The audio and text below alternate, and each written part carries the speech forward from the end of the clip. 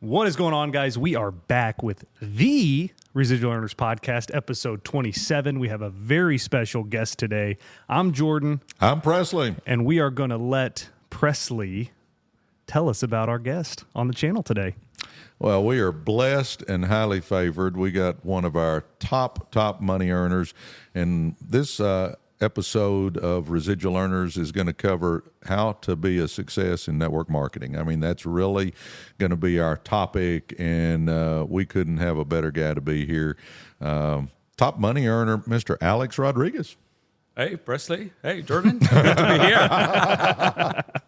Well, we are happy to have you, and obviously, like Presley said, we're going to kind of dive into some network marketing stuff. Whenever you have somebody very successful, it's nice to pick their brain, see what works for them, and hopefully, we can give you some nuggets that work in your world.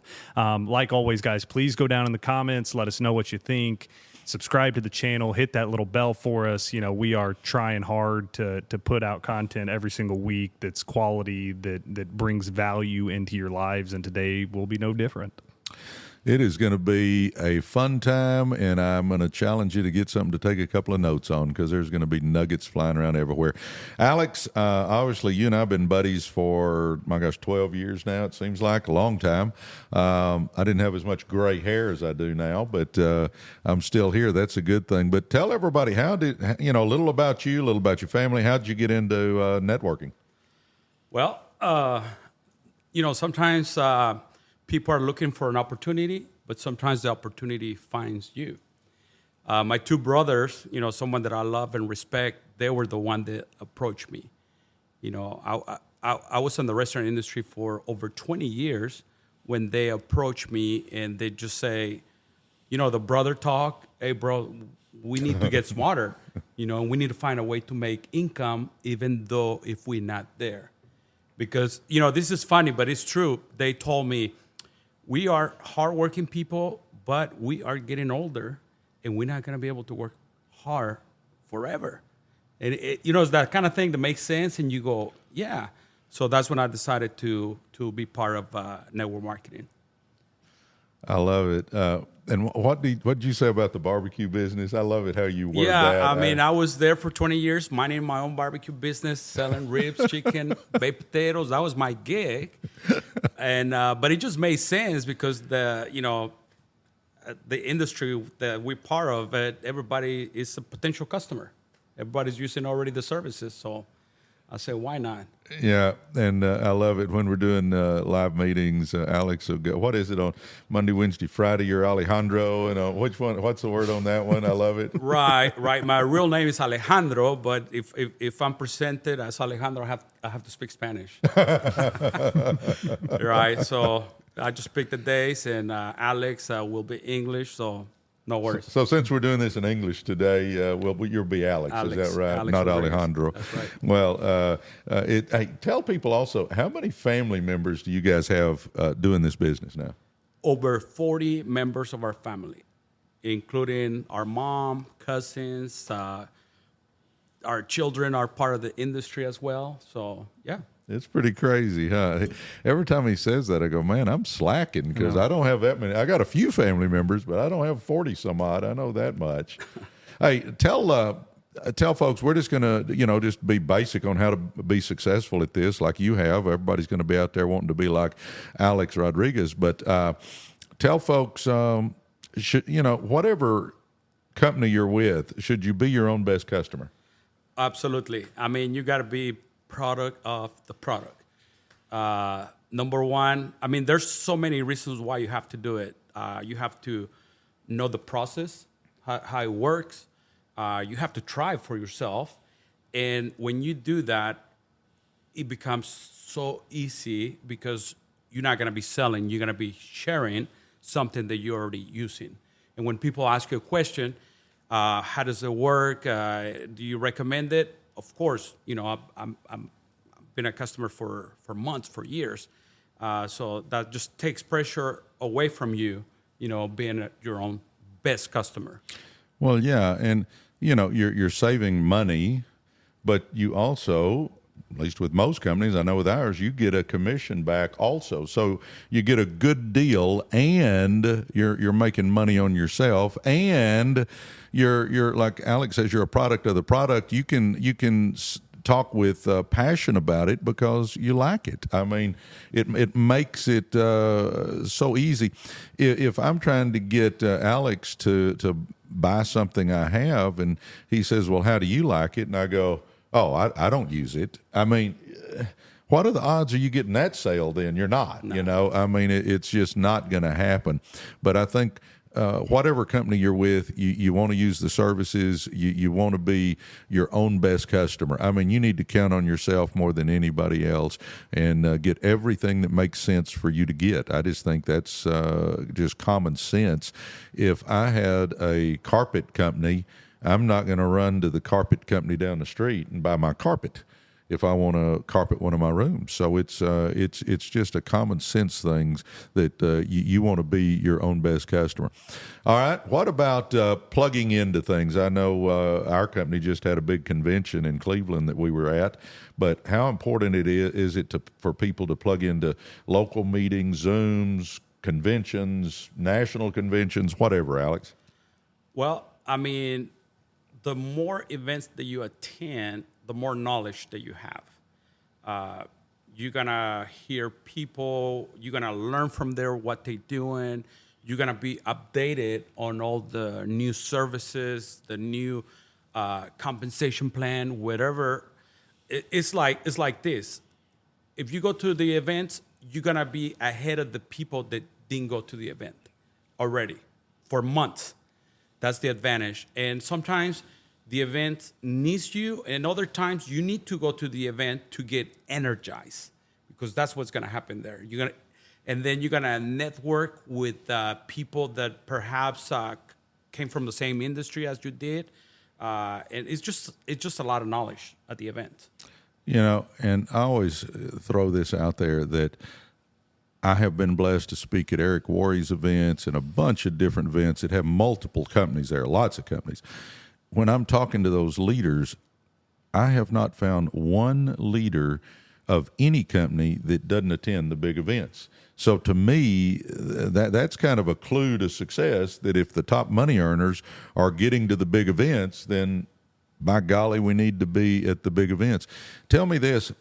I know with me, Alex, I made my big decision. I remember it was at the Anatole Hotel here in Dallas, and I'm sitting out in the crowd in the big ballroom. I think today I could get you within about 5 feet of where I was sitting because it was that big of a moment for me. But I remember I hadn't been in networking long. I went to the event, and I'm watching all those people walk across the stage as top money earners and getting promoted and all that sort of stuff. And I remember sitting there thinking, the next event, I want to be up there. It was where I made my decision to really get serious about it, because I'm seeing people that look like me walk across that stage, and I'm going, if they can do it, I can do it. You feel the same way? Do you remember when you kind of really made that commitment? Absolutely. I mean, same like you. When this is our first direct sales network marketing business that I'm part of it, and the thing that I decided was I was going to be very coachable. I wanted to have the lifestyle of people like you, people that was already a top money earner. I started from zero, right? Zero team, zero customers, and I say, what I need to do to be like these guys up here. Number one, they say you need to sit at the front. And then I just started learning what they were, the way they speak, the way they dress, pretty much everything. I just started picking the best version of everyone. And I just inserted that into my business. And yeah, I remember that moment too, when I decided to be a top money earner. I don't think I achieved it the next year, but I continued to work. And it was a special moment because that following year, my brother Oscar became a top money earner, and I was so happy for him. I cried, and I remember I was hugging him, congratulating him and everything. And next thing you know, my name pops on the screen as a top money earner. So that was special. Those moments are unique. They change your life forever, your career. Makes you believe that you can do it. Yeah. And speaking of that, it doesn't take special ability, does it? It just takes action. It's all about massive action. Imperfect, massive action. It doesn't have to be perfect. That's the Absolutely. that's the big mistake a lot of people make. They want to get a master's degree on the industry before they go out. You don't have to do that. It's just imperfect, massive action. That's what you always say is you were ignorance on fire. Buddy, I'm telling you, when we got started, like Alex, I hadn't been a networker before. I was a basketball coach, and I didn't know what in the frick I was talking about. I didn't know a whole lot about the services. I couldn't tell you a lot of things, but I was excited, and I was on fire. And as Randy Hedge says, you've heard him say it, Alex, if you'll get fired up, people will come from miles around to watch you burn. And there is truth to that statement. I was just excited, and people were looking at me like I was crazy, but they were joining. Yep. I always tell folks nowadays, it's not so much what you say as it is how you say it. Yep. If you're pumped up and fired up, people are going to listen to you. I mean, they don't want to miss out. They think, hey, there must be something going on here. This guy's too excited, or this gal's too excited. If you're talking to people and you look like your dog just got ran over, you're not going to get many people following you. No. You'll find out just in life in general, people like to follow people that are excited, that they seem like they know where they're going. They seem like they know what they're doing. Now, I didn't know what I was doing when I first started, but I was pumped up and fired up and excited about everything. Now, Alex was talking about how he wanted to be like everybody else. I'm sitting here looking at him in his suit. I know. I mean, we need to flip it around and start looking like him, huh? I mean, I'm just going, Alex. Every time I see Alex, no matter where we are, he always looks GQ, I mean, he is. Thank you. Thank you, Presley. Oh, my gosh. I'm just going, geez, I hadn't really thought about that until he said that a minute ago, and I thought, geez, he's putting us to shame, Jordo. Wow. But, my gosh, it's good. My gosh. I think the key to this business, Alex, if you agree with me, is if you'll become a good inviter, you can be a success in this business. Would you please hit on that? Absolutely. I mean, when somebody goes into this industry, you got to be coachable, right? And the first thing don't worry, you don't have to be a presenter. I'm sure there's going to be people on your team or one of your leaders that is going to present for you while you learn. So it's about making a team where you're going to become a professional inviter, and your upline or your leader is going to complement you presenting. And so you have to basically work on that. Just make sure you invite people over to see the information. And the secret to become a good inviter to where you can put a lot of people in front of the information is to focus on the invitation, not to try to share your compensation plan while you are inviting people. We don't mix the invitation with the presentation. That's crucial. That's a good nugget right there. That's a good. Did y'all get that one? Don't mix the invitation and the presentation. I used to call that, and I've kind of got away from it, and I don't know why, but I'd say don't get in the valley of death, because you're trying to invite somebody to just take a look. That's all we want them to do is look. We're not trying to convince anybody of anything. We're just looking for the ones that are looking. But you invite, but then all of a sudden you start trying to throw in tidbits of how it all works, and then you tell them just enough that they go, nah, I'm not interested. And you're going, wait a minute, you hadn't seen anything. Yeah, no, what you said I'm not interested in. So tell us, or tell them, you bump into somebody, they're a waiter, waitress, they're a salesperson, they're whatever. What do you say to people, not friends, but just people you're bumping into? What do you say to them to pique their interest? Well, I mean, if there's an opportunity to make a connection, I try to build a little rapport, and then just ask the question straight up. Hey, today more than ever, are you perhaps open to earn some additional income besides, what you're doing? And if I'm at a restaurant, that's the industry that I was on. So I know how it works. I know always people are looking always for extra money. So I'm just asked that question, hey, are you open to make some extra income? And people are going to tell you yes, no. And, we're looking for people that are motivated. We're looking for people that are go-getters, people that have dreams, because they're going to be willing to take a look. Yep. Speaking of that, I signed a young man up this weekend that was my server at a restaurant. A real nice young man, very personable, motivated. And I looked at him and said, hey, his name was, Prem. And I just said, hey, do you look at other ways to make money? Yeah. And he looked at me and he said, yes, sir, I do. And I said, hey, here's my card. What's the number? What's the number I can reach you at? So I got his number. And I'm going to tell you, that is a key, guys. Don't just give him your number or your card.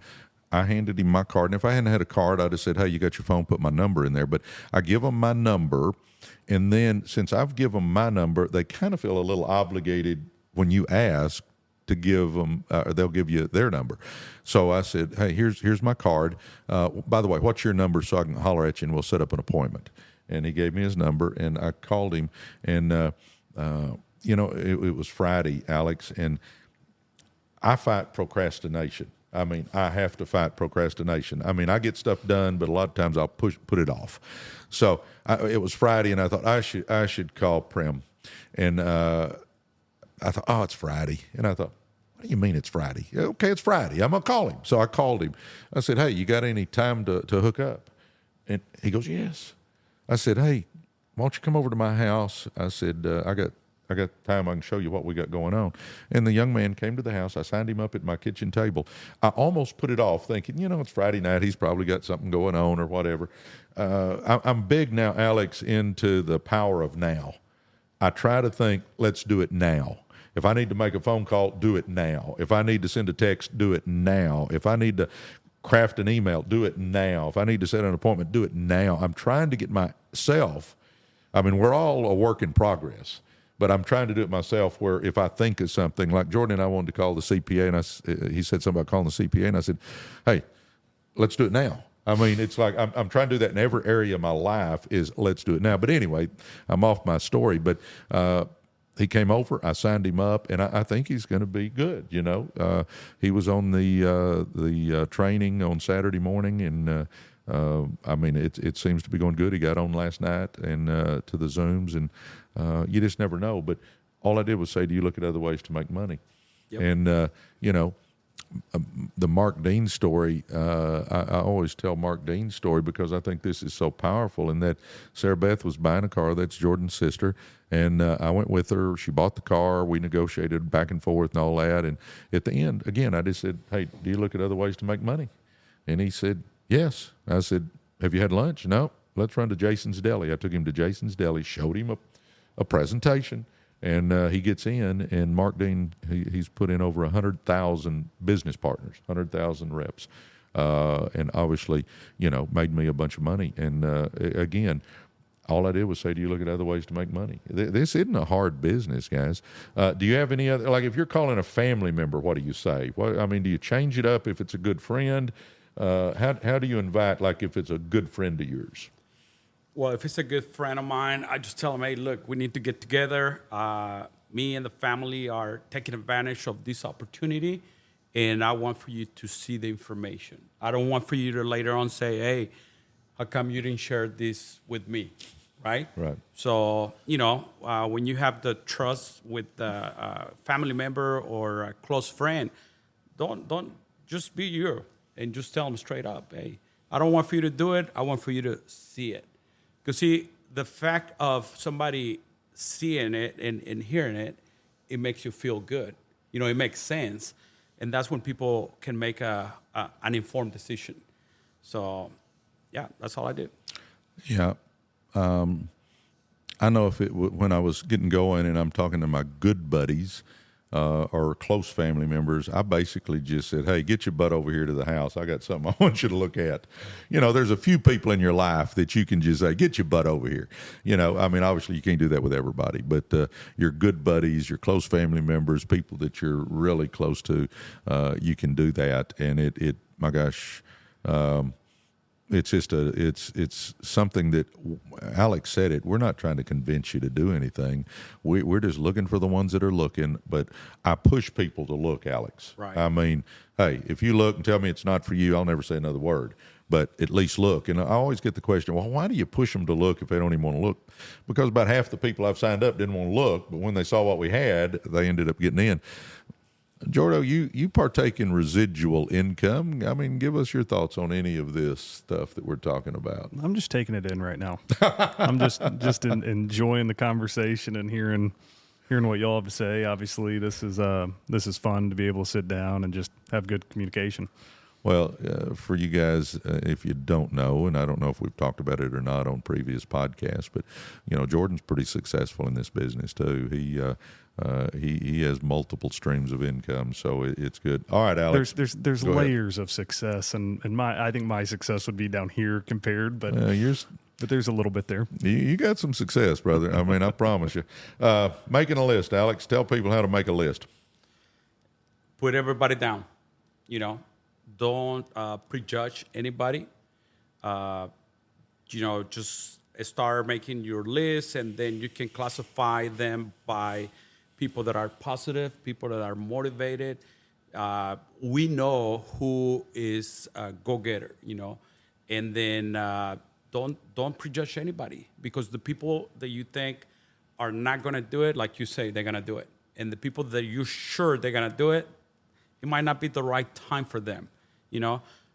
So just put everybody down on your list. Make sure you have enough room to write down. They might have something going on their life, but they are interested. That way you can circle back. The success is on the follow-up. Amen. Yeah. I always say, get your phone, and everybody that's in your contacts, write them down. Don't go through there and say, well, I think Jordan will do it. I don't think Alex will do it. I think Aunt Susie would do it. I don't think Uncle Harry will do it. Let's not make the decision for them, because one of Jordan's baseball coaches is a guy named Brooks Haney. This is when he was, how old were you when you played for Brooks? 10 probably. 10 to 14. It was 10 to 14. Years. So it's been a few years.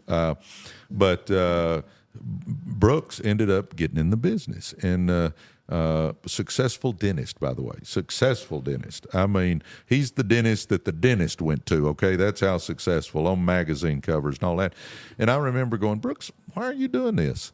And I remember Brooks saying, hey, the only way I make money is if I got my hands in somebody's mouth. I want to make money like you do. And so you never know what's going on. A cousin of mine, Hunter Garner, Hunter. Hunter said, hey, I got a guy I want you to show the business to. You'll appreciate this one, Alex. He said, we're going to meet him at his country club. Well, I don't usually meet people at country clubs, even though I'm happy to do it. But we go to the country club, and as we're driving over there, I go, Hunter, tell me a little bit about Phil. And he goes, well, Phil, he just bought a $23 million airplane, and yada yada yada, and he's doing this, that, and the other. And I'm thinking, why is he even looking at this? So we said, a real nice guy. Phil was a great guy. I enjoyed visiting with him. And I looked at him, Alex, and I said, okay, Phil, I hear you just bought this multi-million-dollar airplane. I said, why are you looking at this? And he said, because, Presley, I got family members that I want to help, but I'm not going to just give them money. Mm-hmm. In other words, you never know what's going on in somebody's life, because I'm thinking, why am I even here talking to this dude, But he's not going to just hand somebody some money, but he'll help them do a business to make some money. Right. So you just never know. So put everybody down on the list. All right. Now, you got a list, you've invited, and tell them this. If you're working off your list, give them one more lesson here. So I look on there, and you're calling somebody. What do you say when you get them on the phone, these folks that are on your list? You want them to see a presentation. How do you invite somebody over the telephone? Okay. Well, just tell people, hey, listen, we need to get together. Either we can meet at Starbucks, you can come to my house, or if somebody that's far away, then we set up a Zoom meeting as well. But if it's within reach, I love more the belly to belly. I think it's more powerful. It's all about connection, and just set up the appointment. People might ask me, tell me a little bit about what you do, and I just tell people, hey, listen, this is visual. You have to see 100% of the information, so it can make sense for you. Again, don't explain your business over the phone, because if you do, you're not gonna get your prospect to go see your business presentation. No, I kind of equate that as giving a haircut over the telephone. You just can't do it. I can't show somebody a presentation over the phone, because it's a visual deal. They need to see numbers. They need to see the whole thing. The whole key to this is you want them to see the whole presentation. You don't want to just give them little bits and pieces and hope they make a decision. Get them in front of the whole information. Okay. Do you like to do one-on-ones, two-on-ones, home meetings, hotel meetings, Zooms? What is your favorite way to get people in front of the presentation? It'll be the one-on-one, two-on-one. Home meetings are powerful because people feel very comfortable there. They open up, they ask questions. Hotel meetings are awesome too, because you have top money earners that already have the success, so they can support you if you are new with credibility while you build your own credibility in your business. And so you just have to learn how to adapt yourself and make it appealing for your prospect. That way they're comfortable, so. No, I agree with that. And understand, you can do a one-on-one. That's great. You can do a two-on-one. In other words, invite one of your upline folks with you and do it that way. You can take them to a hotel meeting. You can do a home meeting at their house or your house. You can get them on a Zoom. I mean, in today's world, especially after we had the COVID debacle, a Zoom is very accessible to just about everybody nowadays. It doesn't matter how you get it in front of them, just get it in front of them. That is the whole key. And I'm going to, here's a tidbit, and then we'll start kind of winding down here. But I think it is so important that when you're inviting, when you're doing all that, it's all about the posture that you do it with. It's all about you being excited. It's all about how you come across. So push people to look, be excited, invite them guys to just take a look. And if they start trying to ask you questions, then, if Jordan's the one showing the presentation and he's the expert, he's the guy that's had the success, and I'm trying to invite Alex, and Alex starts asking me a bunch of questions. I'll go, listen, Alex, I'm new at this. Jordan has been a phenomenal success with our company. He's going to be doing that presentation when we meet at Starbucks or wherever. Just hold those questions. Let's let the expert answer it, because I'm pretty new at this. I don't really know all the answers. Always deflect everything back to whoever is going to do the Zoom, the hotel meeting, the meeting you at a coffee shop, wherever. Always deflect everything back to the expert, in quotations, the expert, and that'll save you a lot of trying to explain and try to answer questions and all that, especially when you're new and you don't really even know what to say. So deflect all that back there. Now, you mentioned we've made a list, we've invited, we've shown the plan now, and then you mentioned follow-up. Just talk real quick about follow-up as we're winding this show down. Well, number one, after you show the information presentation, don't be afraid. Ask for the closing, right? Go for it. People nowadays are praying and looking for an opportunity, and I think we need to ask people if they're ready to get started. Don't be afraid to ask that question, because a lot of people are ready. They're just waiting for you to ask. But if they're not ready, we have to understand that there might be something going on. Now you have to do a follow-up. The success of this industry is going to be on the follow-up. They say that the The pennies are on the presentations. The thousands of dollars are on the follow-up. Because, if you don't follow up, the person might never be part of your organization. But if you become a master of the follow-up, you're gonna build a huge team. I love following up with people. That's something that I love. Yep. Well, you said it, Alex, and that is the fortunes in the follow-up. You're going to get a few people that if I sit down and I show Alex a presentation, a few people will sign up. Sure will. You'll get a few people that sign up right on the spot. That's great. But what I always tell folks is if they don't sign up right there, get another appointment scheduled. Let them, hey, Alex, you saw this. I know you got a couple of questions. Hey, tomorrow night we're having a Zoom presentation. Won't be on there 30 minutes. You can sit there in your bathrobe and slippers. Why don't you jump on tomorrow night? Get one more look at it. And then they look tomorrow night on the Zoom. They show up on the Zoom and they still haven't signed up. Then, I'll say, hey, there's a training tomorrow night. Why don't you jump on that Zoom training tomorrow night? That'll really get all your questions answered. And then, you can make your decision if you want to join me or not. So I always try to get the next appointment set. And then at some point in there, you got to go, hey, let's get you going. I mean, you got to go, like Alex said, you got to go for the close. Hey, do you have any more questions, Alex? You got everything answered? Let's get you going. And then just see what they say. But, just always be setting the next appointment. And after each time they see something, go, hey, let's get you going now. And if they're still waffling a little bit, then set another appointment to watch something else. And then at some point in time, you've done 2 or 3 things and they still haven't made a decision. Just go, hey, listen, you pray about it, talk to your spouse, whatever you got to do. I'll call you tomorrow and you just let me know if you in or out. I only work with 3 people at a time. I just need to know if you're going to be one of them.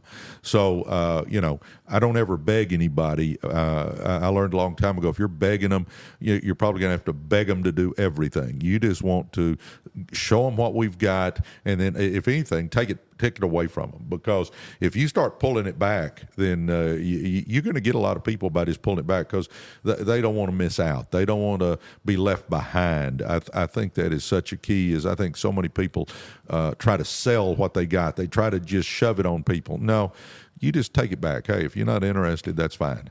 We're rocking. This thing's going to explode without either me or you. I wish you'd join us, but hey, that's totally up to you. Well, give folks a closing thought, Alex, and then we're going to wrap this up. Well, I mean, the closing is learn about your product or service, about the industry. People, like I say, more than ever today are looking to save money, and they are looking to make some extra income. And I believe this amazing industry can give you what you're looking for as long as you commit yourself to learn, to be coachable, to listen to your upline. If you do that, is a very high possibility that you're going to have a lot of success. Amen. What's a closing thought from you, Jay Swag? It's nice to rest my voice on this episode. I think it's awesome. This wasn't staged at all, and your answers are so similar to his answers that I've heard forever. It's just funny that both of y'all have had crazy success in that business, and the way you go about working it is so similar. And I think that's a good lesson for people that are watching right now. You got 2 guys sitting here that are unbelievably successful in network marketing, and they're giving you the blueprint of how to make it work. And if you listen to it and do the steps, you can have the same success that these guys have. Amen. Well, brother, it's been a pleasure. I've had a lot of fun sitting here. Likewise. Thank you. Yeah, buddy. Guys, we thank you for joining us. I hope you got some nuggets out of this. We're here to add value to your life. And, we try to do podcasts on just life lessons, on business lessons, on networking lessons. We'll talk about anything. And if you've got a particular topic you'd like us to cover, put it down in the comments below, and we will try to cover anything that you guys want to talk about. Again, we're just here to add some value to your lives. Thank you. Yeah. Thank you for tuning in to the Residual Earners Podcast, guys. We will see you next week. God bless you guys. Love you, brother. Love you too. Thanks for the invite.